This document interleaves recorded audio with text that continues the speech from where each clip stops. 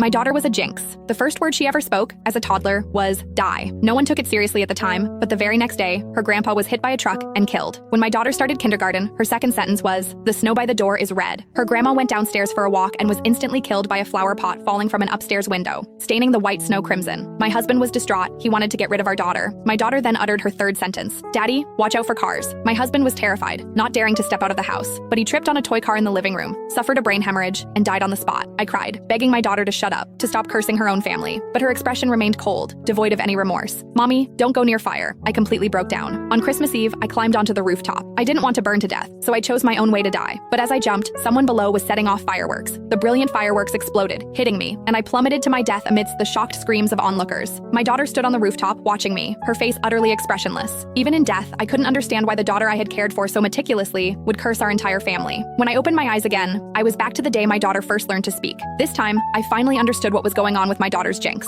The moment I opened my eyes, I saw my 1-year-old daughter pointing at her grandpa and saying, "Die." At first, no one reacted. Grandpa was still affectionately teasing her. "What is my sweet little Lily saying? Call me Grandpa, and Grandpa will give you candy." But Lily's small face remained cold, and she repeated, "Die." A wave of fear and anger surged through me. I quickly clapped my hand over her mouth. "Don't say that word. How can you wish for Grandpa to die?" Lily struggled, muffled by my hand, and began to wail, her face turning red from holding her breath. My father-in-law, Arthur, quickly intervened. "She's just learning to talk, Sarah. Why are you getting so upset?" I pressed my lips together, my body trembling uncontrollably. "She's cursing you." Arthur paused, then laughed. "What are you talking about? She's so young. How could she possibly know what die means?" I didn't know how to explain, so I could only tell Arthur to be careful when he went out these days, especially to watch out for cars on the road. Arthur said he understood, but he didn't take it seriously at all. I repeated the warning to my husband, David, who also laughed at me, saying I was overreacting. He looked at Lily tenderly, saying our daughter was anything but a jinx. He even tried to comfort me. "Sarah, are you having postpartum anxiety? Maybe you should take a break and let my parents take care of Lily for a while." A sudden chill ran through me. I immediately shook my head. No, absolutely not. What if Lily cursed someone else when I wasn't around? But a sliver of hope remained in my mind. What if the previous incidents were just accidents? I hadn't let Arthur leave the house for days, and I'd even put away all the toy cars. I was terrified of a repeat of what happened to David in my previous memory. After a few days at home, Arthur got bored. "I'm just going for a walk in the garden downstairs. Don't you worry about it." I warned him repeatedly not to go anywhere near cars, but Arthur still had an accident. He missed a step while going down the stairs, tumbling all the way down. His head landed precisely on a protruding nail. Arthur died on the spot. When the ambulance arrived, they immediately called the funeral home. My mother-in-law, Martha, knelt beside Arthur, sobbing uncontrollably. How could this happen? But her usually kind husband was gone forever, unable to hear her cries. David rushed back from work, his eyes immediately red with tears. Yet, he calmly contacted relatives and friends, preparing Arthur's funeral. I held my innocent daughter, overwhelmed by guilt and self-blame, but Lily remained perfectly innocent, as if nothing had happened. I pinched her cheek, making her look at me. "Lily, tell Mommy, why did you say that word? Why did you have to curse Grandpa?" But my daughter couldn't answer. She cried even harder.